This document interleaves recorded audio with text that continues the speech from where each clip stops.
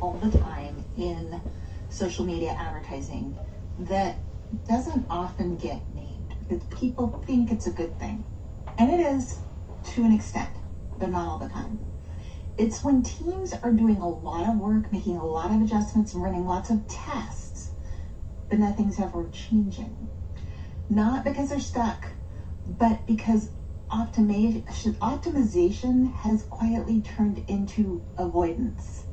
And they get so focused on the minutia of their ads that they're not looking at the bigger picture. They haven't even figured out if the ads sell a product yet effectively, and they're already micromanaging the little details of the ad, the arrows, the colors, this angle or this angle, this picture or this angle. Those sorts of tests are all important, but early on, they take time away from just getting data about whether or not the item is even going to sell. So let's talk about optimization in general. In general, it's really useful. It is exactly what we as ads managers do. We are working to get costs down by making adjustments to the ad creative and the way the ads are built to get improved results. Love that. All about that. The problem starts when optimization stops being about learning and just being about testing every new thing, and focusing on the minutia, when the minutia isn't what's going to matter when it comes to actually getting sales. Changing little headlines, changing the targeting. Do we want it in this placement or this placement or this placement? Changing the age range or the geography or all of the details. Testing variations of creative that basically all say the same thing or look similar. When we're doing all of that sort of micro testing, we're moving away from testing what really matters. What really matters is, are we able to sell the product, and at what cost are we able to sell it? And what can we do to get that cost lower? And yes, there are different creative angles that can make a difference, but they're usually macro changes, not micro changes. They're not a single word in a headline. There may be a different angle on a headline, but not minute differences. It's not just micro versions of edits to the copy. Should we use this word or that word? It's like, who is this copy speaking to, and should it speak to someone different? Is this a video or is this an image? Not should I use blue or pink on my image? Those kinds of questions really don't matter in the long run. Meta generally doesn't care, and neither do the people looking at your ad. But the bigger things about the content and meaning behind your ads are the things that you should be looking at. But even then, you shouldn't be focused too closely on those, because the real thing that your ad is doing is it is earning the click. It is convincing people to take space off of their social media app and come over to your website to look at what you have to offer. That's all it's doing, and that's all it really needs to do.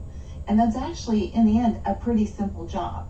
And it doesn't need to be micromanaged. If you want to spend a lot of time testing, test further down the funnel. Look at how your landing page works. Look at how your checkout process works. Is it smooth, or are people getting tripped up? Those kinds of things have a much bigger impact on your actual product performance than micro changes around your ad. A lot of times when businesses fall into this micro testing, it's because they're avoiding something else that they don't want to address with the funnel. They are thinking if they can just fix the ads, then they can start getting sales, and it distracts them from questions that might end up being more important. Is this offer actually strong enough to bring in buyers who are strangers from social media? Are we really talking to the correct audience with this copy, or do we need to be talking to a different audience? Are we trying to force this offer to people who aren't really the right customer? And those questions, they take deeper thought, and they're harder to answer than, does pink or blue work better on my ad, and should I have an arrow that points this way or an arrow that points down? Those are easy things to adjust, so it's easy to get zeroed in on those details, but they're not the details that matter. So when you spend all of your time on those details that don't matter, you're wasting effort, number one. And number two, you're losing time that you could have spent really paying attention to your offer and whether it's converting, thinking about your message and if it is connecting effectively, or thinking about maybe if you need to go in a different direction. You don't always need to do that. More often than not, there are simple adjustments that can be made, but you have to make sure that you're not just spinning your wheels to feel productive, that you're thinking about the bigger picture things and that you're working on pulling levers that matter, not micro levelers, not the ones about which picture of the leader do you pick, or which copy technique do you use, which emoji gets more clicks. Those things don't matter.